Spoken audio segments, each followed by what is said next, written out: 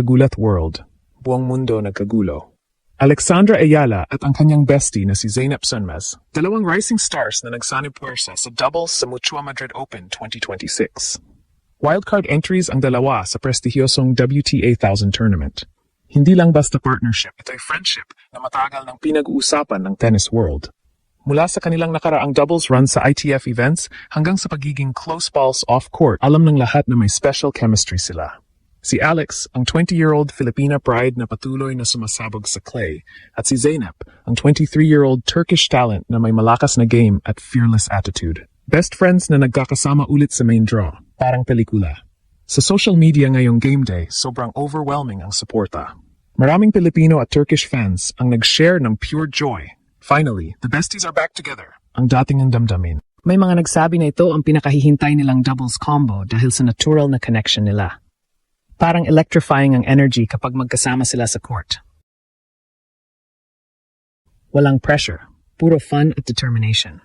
Kahit neutral fans ay na-capture, rising stars na handa na maging bagong force sa doubles. Para kay Alex, ito rin ay pagkataon na ipakita ang kanyang growth pagkatapos ng solid singles performance. At para kay Zeynep, isang chance na magbigay ng statement kasama ang kanyang kaibigan.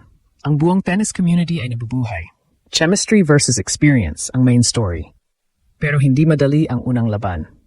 Mamaya sa Court 7, 5 p.m. Philippine time, haharapin nila ang experienced doubles specialists na sina Chan Haoqing ng Taiwan at Fanny Stolar ng Hungary. Veteran pair na may malalim na karanasan sa high-level doubles. Si Alex ay nasa main draw na rin sa singles at ipinakita niya ang kanyang clay improvement. Blazing speed, smart shot selection at mental toughness. Ngayon sa doubles, dadagdagan pa ng kanyang explosive returns at net game. Si Zeynep naman ay may raw power at fearless hitting na perpektong match kay Alex. Magkasama sila noon sa ilang ITF doubles runs. Alam na nila ang isa't isa sa loob at labas ng court. Ang key? Ang kanilang natural chemistry. Hindi lang basta magagaling na players, sila ay best friends na nagkakaintindihan ng walang salita. Fans sa X ay nag-highlight nito. The connection is undeniable at they move like they've been playing together forever.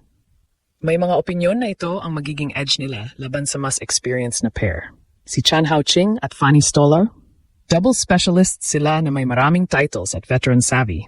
Malakas ang communication at net presence nila. Pero maraming analysts at fans ang nagsabi na rising stars versus experience ang magiging laban at madalas ang gutso at fresh legs ng young duo ang nagwawagi sa ganitong setup. Sa Madrid clay, ang mabilis na movement at aggressive baseline rallies ni Ayala Sonmez ay maaaring mag-overpower sa kanila. Live reactions ngayon ay puno ng optimism. Maraming nag-share ng this could be a statement win at power, precision, and partnership. Who's taking control? Parang buong Pilipinas at Turkey ay nagkakaisa sa hype. Para sa maraming kababayan, hindi lang ito tennis. Ito'y pagkakataon na makita ang bandera sa world stage, kasama ang isang kaibigan na parang kapatid na rin. Ang damdamin ng fans? Pure pride at inspiration. The future of doubles is in safe hands. Ang pakiramdam kapag nakikita silang magkasama. Game day na! Buong mundo nagkakagulo sa paghihintay sa Ayala Sonmez doubles debut sa Madrid Open. Mamaya na ang kanilang sanib puwersa. Mula kanina pa, non-stop ang buzz sa social media. Pinoy fans at Turkish supporters ay nag-share ng kakaibang excitement. Doubles drama loading at chemistry versus experience, who comes out on top? Parang football atmosphere ang dating ng suporta kahit sa malayong Madrid. May mga nag-post na rising stars team up to face the formidable duo. Puro positive vibes at belief na kaya nilang magbigay ng upset. Ang iba naman ay nag-highlight ng kanilang friendship. Best friends ready to make noise together. At ang pakiramdam na walang pressure dahil close sila. Kahit international observers ay na-impress, the future of doubles is bright, ang common sentiment. Para sa marami, ito ang perfect pairing para sa bagong henerasyon ng WTA. Si Alex, pagkatapos ng kanyang strong singles run, ay may extra confidence. Si Zeynep din ay nasa form at handa nang ipakita ang kanilang teamwork.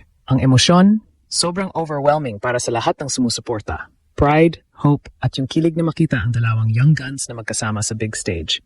Ginulat ang buong mundo. Walang warning, walang build-up na typical. Bigla na lang sumabog ang balita na si Alex at ang kanyang best friend na si Zeynep Sonmez ay magsasanib puwersa sa doubles sa Mutua Madrid Open 2026. At hindi ito simpleng partnership lang.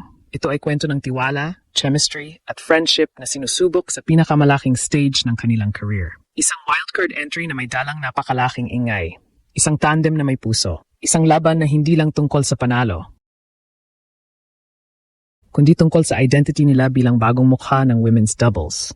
Sa unang tingin, parang feel-good story. Dalawang magkaibigan, nagkita sa tour, nagbond, at ngayon magkasama sa court. Pero kapag hinimay mo, mas malalim pa dito ang narrative. Si Alex, 20 years old, pride ng Pilipinas, isa sa pinaka-promising na clay court players ng bagong henerasyon.